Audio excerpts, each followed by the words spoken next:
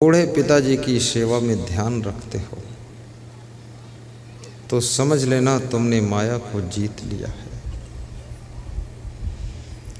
दूसरे लोगों ने कितनी गलती किया है ये बात तो अलग है, लेकिन तुम उनको कितना क्षमा कर सकते हो ये बात महत्वपूर्ण है।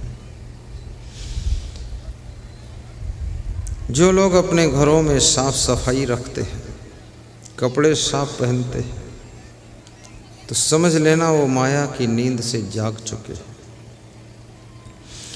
जो अपने बच्चों को अच्छी शिक्षा देते हैं, अच्छे संस्कार देते हैं, शिक्षा स्कूल में मिलती है, शिक्षा शिक्षक से मिलती है, लेकिन याद रखना संस्कार या तो सत्संग से मिलते हैं और या तो फिर माता पिता से मिलते हैं। लेकिन दुर्भाग्य है जिन माता पिता के पास में ही संस्कार नहीं है, वे अपने बच्चों को क्या संस्कार देंगे। इसलिए यदि तुम माता पिता बन गए हो,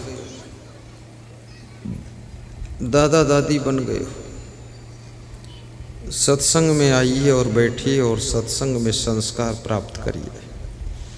संस्कार केवल बचपन में नहीं मिलते हैं, संस्कार जवानी में भी मिलते हैं, संस्कार बुढ़ापे में भी मिलते हैं। जब तक जिंदगी है संस्कार जहाँ से मिल जाए वहाँ से लेना चाहिए। मैं बॉम्बे हवाई अड्डे पर उतरा, सुबह का समय था। हमारे भक्त जी गौतम पाटिल बॉम्बे के अपनी गाड़ी से मुझे लेने आ रहे थे। 10 मिनट लेट हो गए। हम लोग खड़े थे बाहर, 2 संत थे।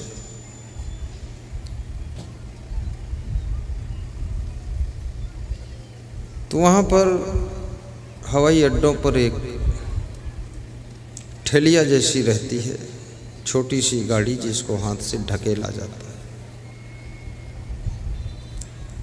एक महिला उस गाड़ी को ढकेलती हुई आती है और उसको लेने के लिए कार आती है। उस कार की कीमत 1.5 करोड़ से कम नहीं थी। वो महिला है और उसकी बेटी साथ में है। उस कार से ड्राइवर उतरता है, उनका थैला उठाकर कार में रख लेता है और वो महिला उस ठेलिया को, उस छोटी सी गाड़ी को ढकेल कर एक किनारे दीवार के पास खड़ी कर देती है। मेरे साथ में एक संत था, वो देखता है, मेरे से कहता, गुरुदेव कितनी समझदारी है। 1.5 करोड़ की कार में जाने वाली महिला, ड्राइवर जिसका थैला उठा कर ले गया है इस ट्रॉली से, और वो महिला इस ट्रॉली को ढकेल कर एक किनारे दीवार के पास खड़ी कर रही है। तो मैंने उससे कहा, तूने क्या सीखा? बोले, मैं भी अब ढकेल के किनारे ही खड़ा करूँगा, बीच में नहीं डालूँगा। साधारण से साधारण आदमी कार्य कर रहा है, उसके कार्य को देख करके भी तुमको संस्कार मिलते हैं। और याद रखना, अगर कोई गलत कर रहा है तो गलत संस्कार भी आपका मन कैच करता है। इसलिए कबीर साहब ने मना किया है कि गलत लोगों की संगत मत करो। संगत से सुख उपजे, कुसंगत से दुख होए। कहें कबीर तह जाइए जहाँ अपनी संगत हो। बड़ी मजे की बात है, संगत से सुख उपजे। फूल के संग में बैठ जाओ, तुम फूल के पास में बैठ जाओ, गुलाब के फूलों में बैठ जाओ, ना चाहते हुए भी खुशबू मिलती है, सुंदरता मिलती है। लेकिन तुम जहाँ लेटरिन पड़ी हो, लेटरिन का गटर हो, शौचालय का, वहाँ बैठ जाओ, ना चाहते ही बदबू मिलती है। तुम वही हो, खाली जगह बदल गई। फूलों के बीच में बैठते हो, बिना प्रयास के खुशबू मिलती है, सौंदर्य मिलता है, मन प्रसन्न होता है। गटर के पास में बैठे हो, बिना प्रयास के टट्टी की बदबू मिलती है, कीटाणु जीवाणु बैक्टीरिया रेंग रहे हैं, दौड़ रहे हैं, और बिना प्रयास के गंदगी में बीमारी भी फैलती है। कुसंगत ऐसे है जैसे गटर की संगत, सत्संगत ऐसे है जैसे गुलाब के फूलों की संगत। चुनाव आपको करना है, पूरी जिंदगी चुनाव से भरी हुई है। गुरु का चुनाव तुमको ही करना है, शिष्य का चुनाव गुरु को करना है, गाड़ी का चुनाव, चूड़ी का चुनाव, घड़ी का चुनाव, घर का चुनाव, जमीन का चुनाव, विधायक सांसद जिला परिषद का चुनाव, मुखिया का चुनाव, चेयरमैन का चुनाव, सरपंच का चुनाव, पति का चुनाव, पत्नी का चुनाव, संत का चुनाव। किस संत को बुलाकर प्रवचन कराना है, ये भी चुनाव आपको करना है। और सारी जिंदगी चुनावों से भरी हुई है, कदम कदम पर चुनाव का ही खेल है। चुनाव करने में चूक गए तो याद रखना, जिंदगी भर दुख उठाना पड़ता है, धक्का खाना पड़ता है। मार्केट में जाते हो तुम, सामान का चुनाव करते हो, कौन सामान खरीदना है कौन नहीं खरीदना, और कभी कभी तुम चूक जाते हो, फालतू सामान खरीद कर ले आते हो। घर की जगह भी फंस जाती, पैसा भी फंस जाता और सामान काम नहीं आता। आपकी जिंदगी में चुनाव ठीक होना चाहिए।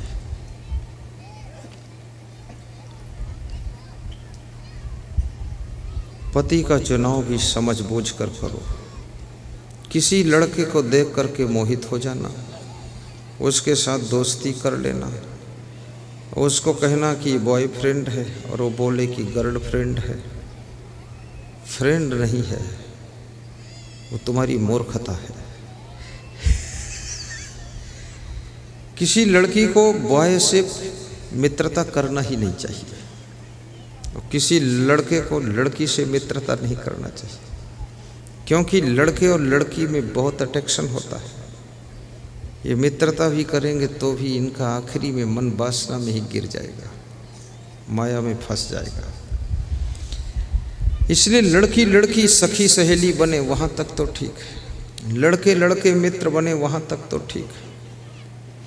और यदि साधु बनना है तो साधु बन जाओ, नहीं साधु बनना है, और साधु बनने का अर्थ इतना ही है, ज़्यादा अर्थ नहीं है कि संसार की विषय भोग न करना, लंगोटी का पक्का होना, हनुमान जी बन जाना, ब्रह्मचारी बन जाना।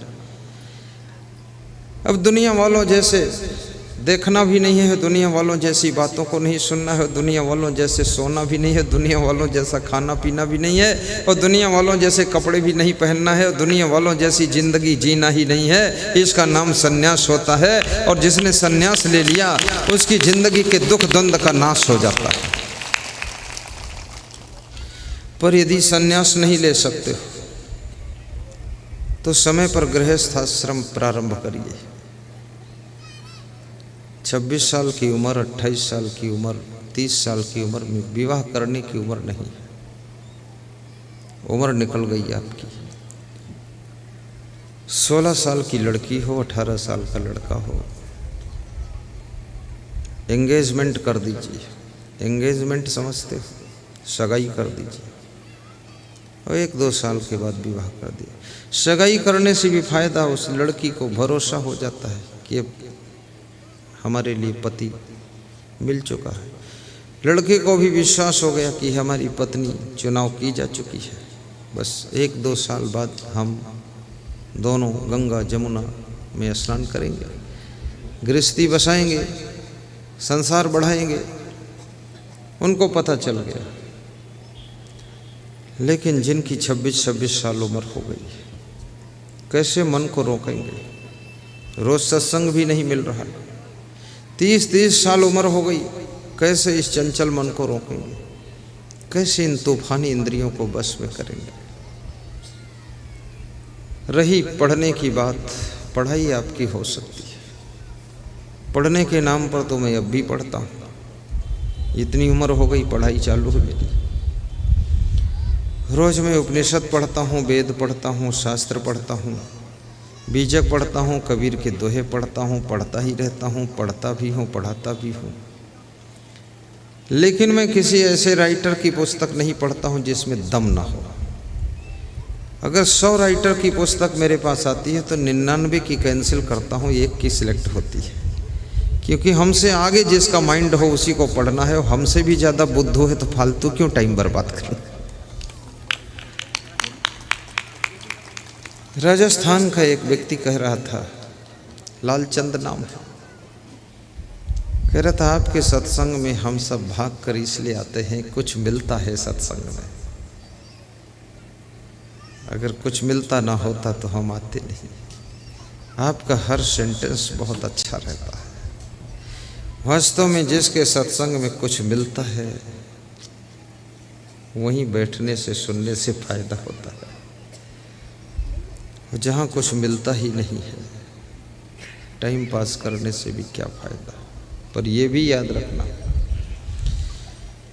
संत दी टूटी फूटी वाणी कोई बोलता है, टूटी फूटी मतलब बहुत उसकी भाषा ठीक नहीं है, बेचारा पढ़ा लिखा नहीं, लेकिन फिर भी ये ध्यान रखना, गन्ना टेढ़ा हो सकता है पर उस टेढ़े गन्ने से भी शक्कर जो बनती है वो मीठी ही होती है और नमकीन नहीं होती है।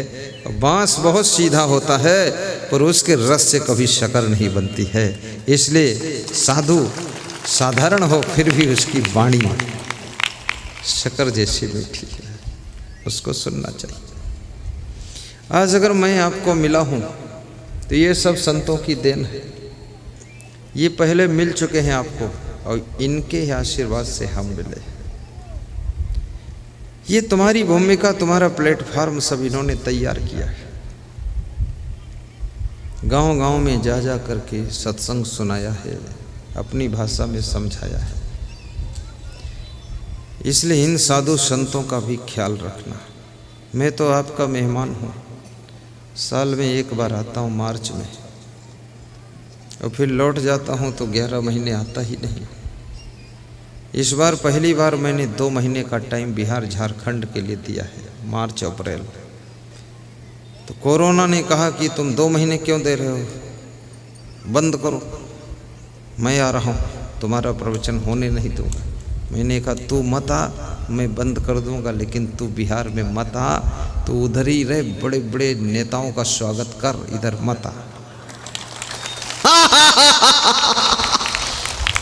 हम सब गरीब लोग तेरी चपेट कहाँ रोक पाएंगे।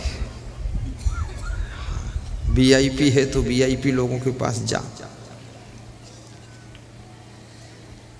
पर मैं तो शुभकामना करूंगा कि हमारे देश के किसी नेता, मंत्री, minister, doctor, engineer, SP, collector आदि अधिकारी, कर्मचारी, पुलिस अफसर और सामान्य जनता के लोग, उद्योगपति, बिजनेसमैन, व्यापारी, कर्मचारी और हमारे किसान और मजदूर लोग किसी को बीमारी ना आने पाए, और सभी लोग काली मिर्च एक सुबह और शाम खा लेना, एक लौंग सुबह शाम खा लेना, एक लहसुन की कली सुबह शाम खा लेना, आधा चम्मच हल्दी और सुबह शाम काढ़ा बनाकर पी लेना, पानी में डालकर खौला करके, और उसी में गिलोय डालकर खौला कर पी लेना, उसी में सौंठ, उसी में अदरक, उसी में सब काली मिर्च सब डाल दो और उसी में थोड़ा सा गुड़ और पी लो।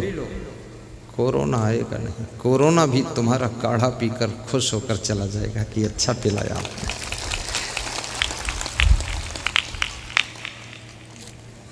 तुम हंसते हो तो बहुत अच्छा लगता है, और मुस्कुराते हो तो भी अच्छा लगता है, और जब तुम सीरियस बैठते हो तो ऐसा लगता है कोई भूत प्रेत चुड़ैल बैठे। इसलिए सीरियस मत बैठना, थोड़ा थोड़ा होंठें खोल देना। मैं आपके दांत नहीं उखाड़ूंगा, पक्का बता रहा हूं, थोड़ा थोड़ा हंसते रहना। हंसना कृष्ण का स्वभाव है, मुस्कुराना राम का स्वभाव है। प्रसन्न रहना कबीर का स्वभाव है, शांत रहना बुद्ध का स्वभाव है, ध्यान में रहना स्वामी महावीर भगवान का स्वभाव है, जोश खरोश में रहना लक्ष्मण का स्वभाव है, प्रेम से भरे रहना भरत का स्वभाव है, मौन रहना शत्रुघ्न का स्वभाव है, दुख सुख में भी भक्ति करना विभीषण मीराबाई सेवरी ध्रुव प्रहलाद का स्वभाव है, और हंस हंस कर प्रवचन सुनाना ये असंग नाम के संत का स्वभाव है।